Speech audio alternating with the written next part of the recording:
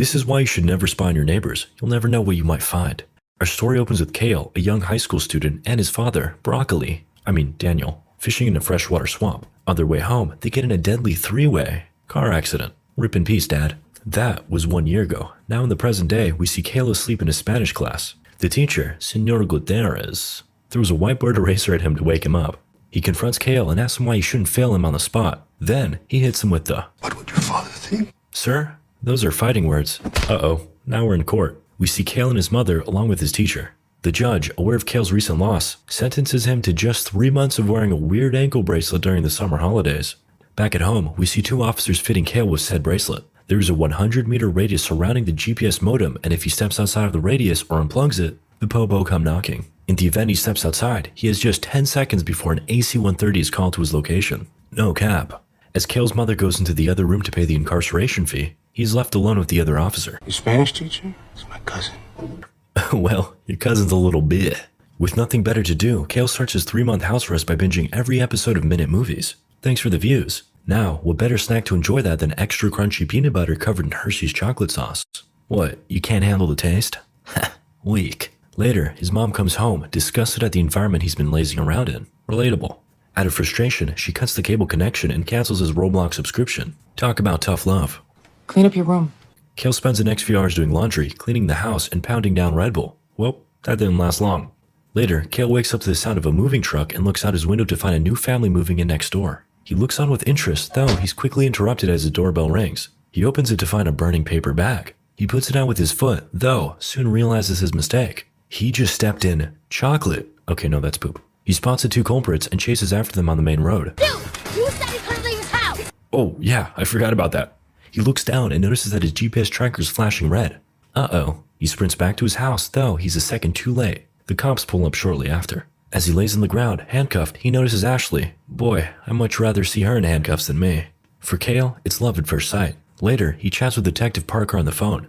She tells him that he's being let off this time, but it better not happen again. Determined to keep that promise, he assesses the GPS's range and plots out a makeshift barrier around the house so he knows where he's allowed to go.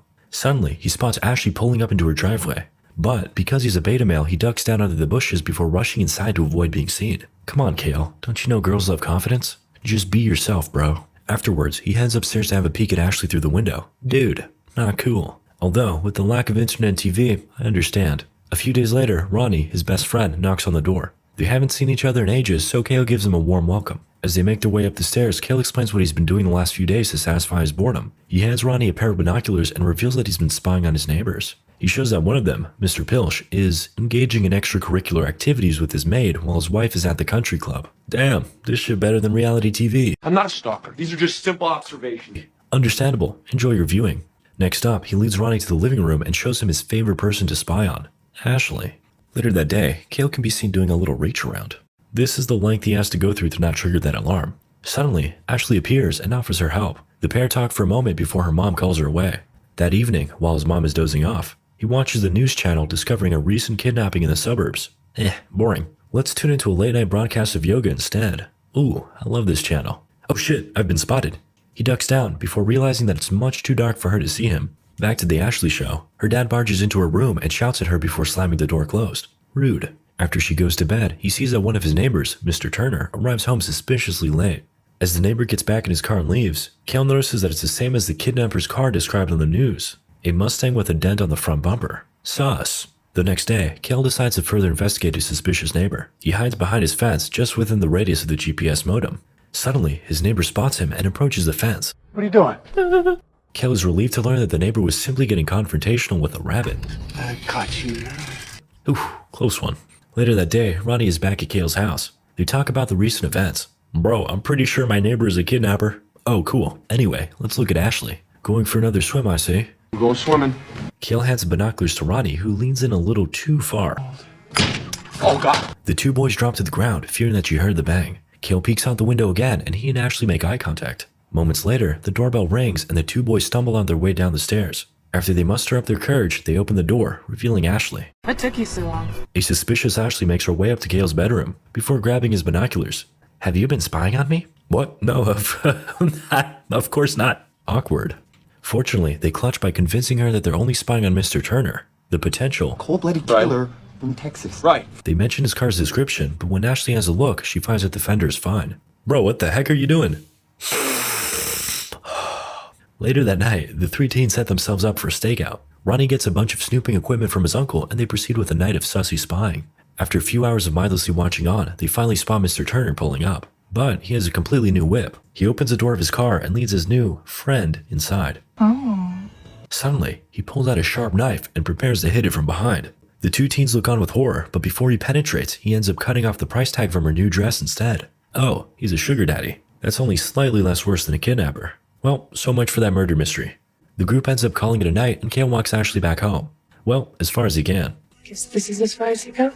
The pair share a romantic moment before Kale heads back. After returning to his room, he immediately starts spying on Mr. Turner again. My boy's addicted. This time, upon looking through the camera, he sees the woman running to escape the house. He begins recording the incident, but this dummy leaves the flash on. Filled with fear, he drops to the ground and holds the camera above his head to see what's going on. He can't see anything, so he stands back up and looks through the binoculars. Uh-oh, I'm screwed. Then, Kale's phone rings and he crawls across the floor to pick it up. It's Ronnie. Kale frantically explains the situation, but as he's doing so, he looks out and sees the girl getting back into her car and driving off. I'm sure this is normal, Kale. Every guy has a story about that one girl who got away. The next morning, and as he's making breakfast, Kale grabs his knife and questions his neighbor. What are you doing in my house? But then, Kale's mother enters the room holding grocery bags and explaining that she ran into Mr. Turner, aka Robert, at the store on her way out. He offered to change her flat tire, if you know what I mean. No, just kidding, he actually helped her with that. Anyway, his mom remembers that she left the milk in her car, so she heads back to get it, leaving Robert and Kale alone in the kitchen. Things get tense as Robert notices Kale's GPS tracker and questions what he did. After Kale reveals that he bunked his teacher, Robert empathizes, citing his time in high school. There are plenty of teachers I wanted to just kill. Way to be subtle. A few moments later, Kale's mom returns with the milk, unlike my dad. Then, Robert makes an offer. Want to go out to dinner sometime? No! Later that evening, Ashley hosts a party at her house while her parents are away. Naturally, Kale gets back to his spying ways. After a few minutes of peeping, he spots another boy hugging and flirting with Ashley. Oh no. In retaliation, Kale decides to blast loud music from his rooftop to disrupt the party. Though, Ashley ends up jumping through his window to unplug the music. She even threatens to throw away his iPod, but then he admits to having been spying on her since she moved in. He tells her about all the small details of her personality that he's noticed. And, somehow, Ashley's totally into this, and they kiss. It's either the creepiest or the sweetest thing I've ever heard. Remember boys, sweet if you're cute, creepy if you're not. Unbeknownst to them, and right next door, Robert's window has just been covered in blood. A few moments later, they hear loud thuds from outside their window. They look out and see the notorious neighbor dragging a bloodied bag down his stairs. The next day, they decide to investigate. Ronnie is tasked with breaking into his car to see what was in the bag. Meanwhile, Ashley follows Robert as he shops, so they know when he's on his way home. Ronnie manages to break into the car when Kale's phone rings.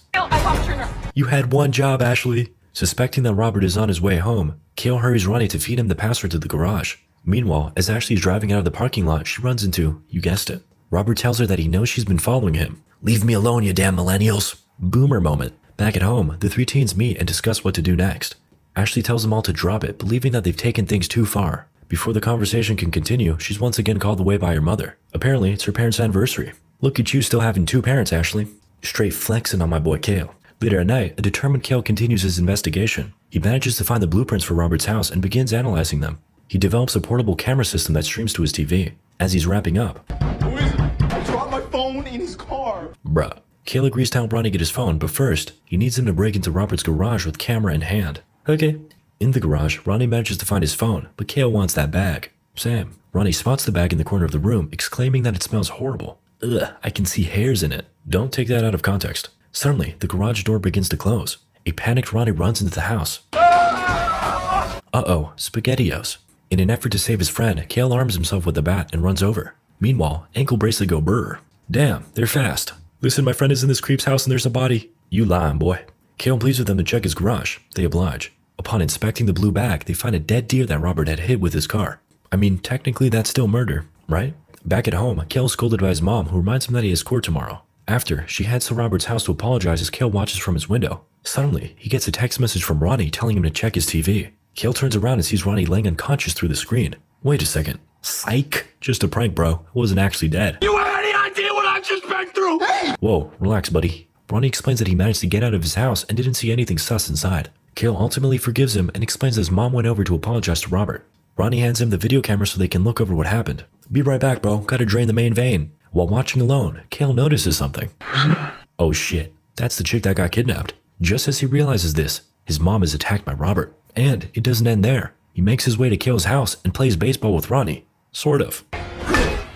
Then, Robert goes upstairs to attack Kale, but his reflection betrays him, allowing Kale to dodge. He sprints upstairs and tries to unplug the GPS modem, but Robert says, nah. Kale gives it his all, but it just isn't enough. Instead, he decides to run outside in an effort to trigger the alarm. Once again, Robert says, nah, overpowering Kale, knocking him out, and pulling a 50 Shades of Grey. Kale wakes up in his bedroom as Robert threatens to pin all his crimes onto him. No, don't do me like that, bro. Unfortunately, his tears have no effect on Robert. He forces him to write down an admission of guilt, but before he can, Ashley breaks into the house. This gives Kale one last chance to attack Robert. Oh hell yeah, Ashley joins in for a quick assist. This gives the pair just enough time to barricade themselves. Ashley proceeds to free Kale while he explains that his mom is at Robert's house. He plans to make his way across the GPS radius, but he's interrupted by... Hello. Before he snatches them up, the two teens jump out the bedroom and into Ashley's pool, triggering the alarm on his foot. Then, he dashes towards Robert's house, breaking down the front door. Meanwhile, the officer is called to Kale's house, but he decides to finish his dinner before heading over. Come on, man. The one time? Back to Robert's house, Kale frantically searches for his mom before uncovering the hidden crawl space under the house. He breaks open the vent and makes his way inside before realizing he's too big to fit. Can't relate. Then, he hears a noise coming from somewhere else in the house and continues his search. He bangs on the walls before accidentally opening a hidden room. Inside, he discovers an operating table and multiple massive freezers. He spots the ID of the kidnapped club girl, along with a red wig. He pushes aside the cupboard, revealing another hidden room. How much could one man have to hide? In this moment, the officer arrives and hears noises from within Robert's house. He enters to investigate, only to be attacked and iced by Robert. Bummer. Back to Kale, he falls through the ground of the hidden room and into a pit of muddy water. He gets real cozy with all of Robert's previous victims. Terrified, he makes his way out. Then, he finds his mom, who also got the 50 Shades of Grey treatment. Before he can cut her free, Robert quickly has Kale at death's door, but his mother's protective instincts come in clutch. Having now gained the upper hand, Kale gives Robert a tummy tuck before throwing him down the hole. Now, the corpse soup is complete. Chef's kiss. Soon after, more police pull up as Kale and his mom exit the house safely. A few days later, we see Kale getting his ankle bracelet removed by the detective. I think you're the first one to ever get one of these things taken off early for good behavior. Kale, now a free man, spends the rest of his summer holidays with Ashley, enjoying every moment. God, I wish that were me.